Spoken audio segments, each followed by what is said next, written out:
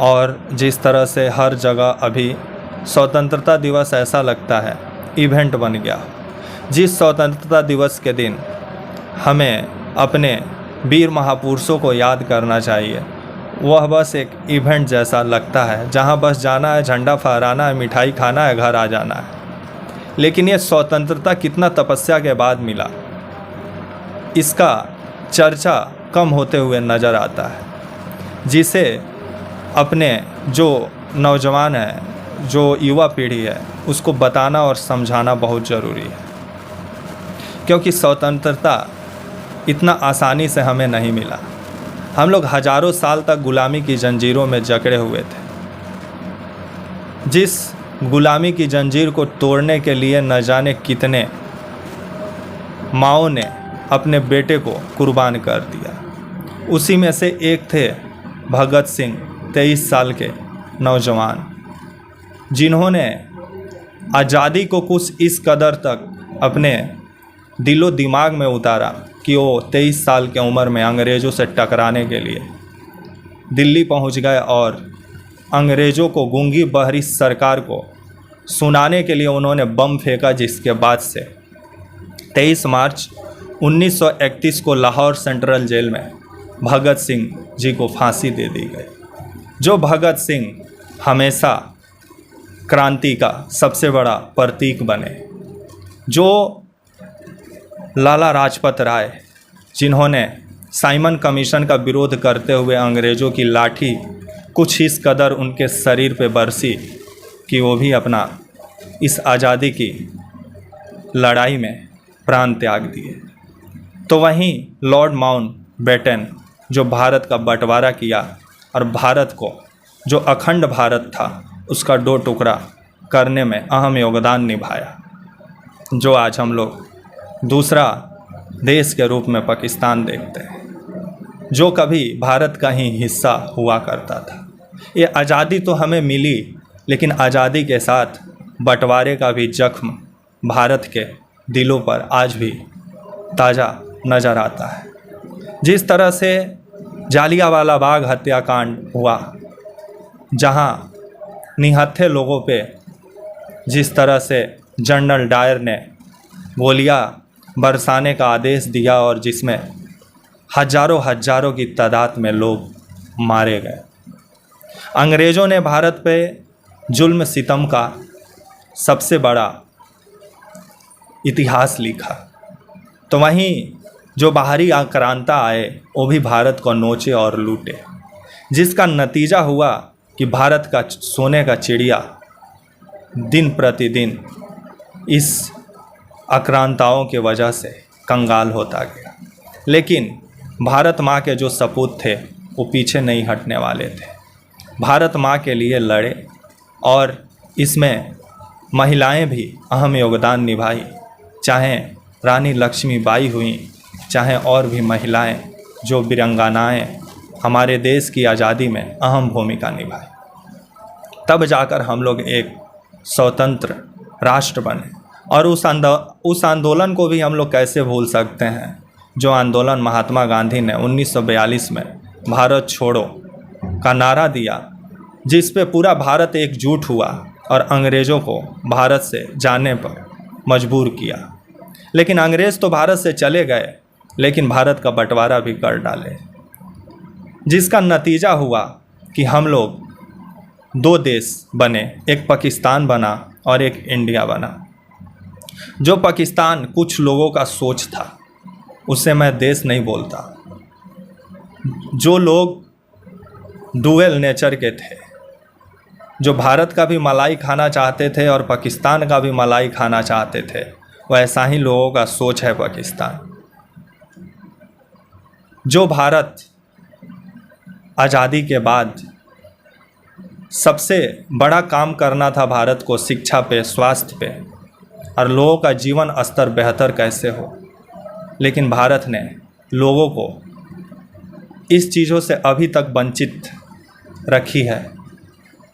भारत की विभिन्न सरकारों ने, भारत में विभिन्न सरकारें आईं, गरीब गरीब का नारा देके वोट कमाई और सत्ता में राज भी की, लेकिन आज भी गरीब जस का तस है।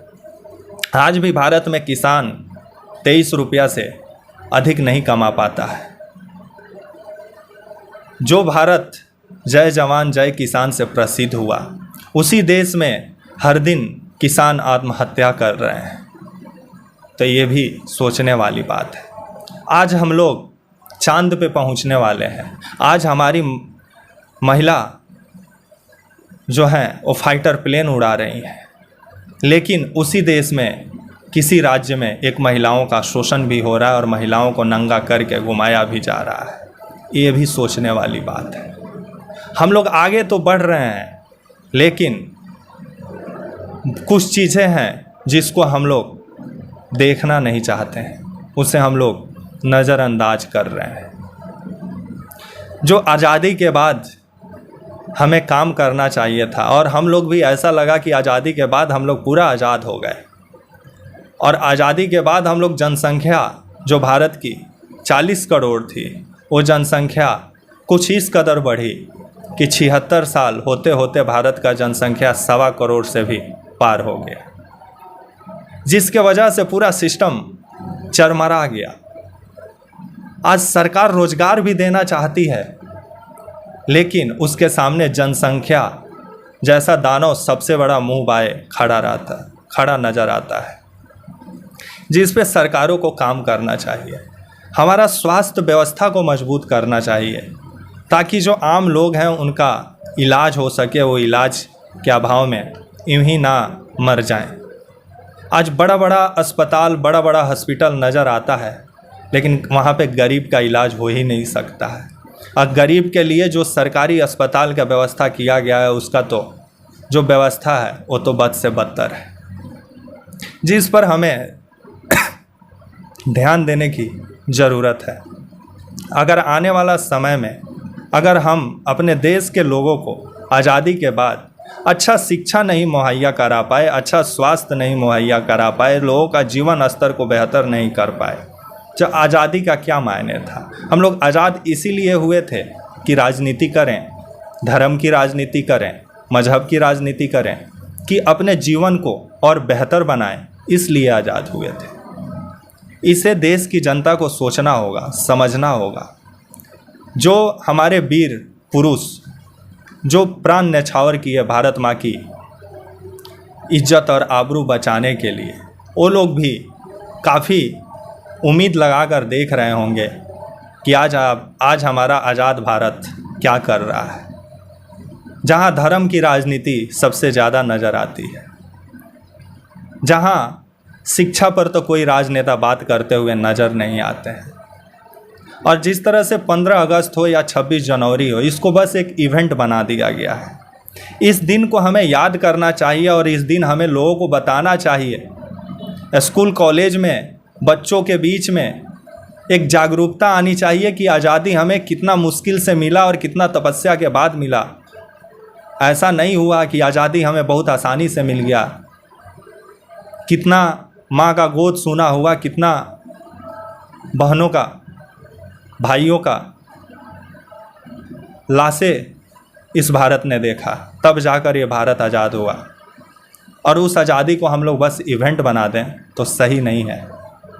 इस दिन हमें भगत सिंह को याद करने का दिन है, इस दिन हमें लाला लाजपत राय को याद करने का दिन है, इस दिन हमें मंगल पांडे को याद करने का दिन है, इस दिन हमें चंद्रशेखर आज़ाद को याद करने का दिन है, इस दिन हमें खुदीराम बोस को याद करने का दिन है। ये दिन उन लोगों का है, क्योंकि उन लोगों के वजह से ही हम लोग आज खुली फिजाओं में सांस ले पाते हैं, आज़ादी को महसूस कर पाते हैं। लेकिन आज हमारे देश के राजनेता जिस तरह से आज़ादी को अब राजनीति में तब्दील करने पर लगे हुए हैं, ये सही नहीं है। तब तक के लिए आप मुझे इजाज़त दीजिए, और आप सभी को स्वतंत्रता दिवस की ढेर सारी शुभकामनाएं। आप लोग अपना ख्याल रखें और संविधान के रक्षक के रूप में भारत में अपना कर्तव्य का निर्वहन करें। तब तक के लिए नमस्कार।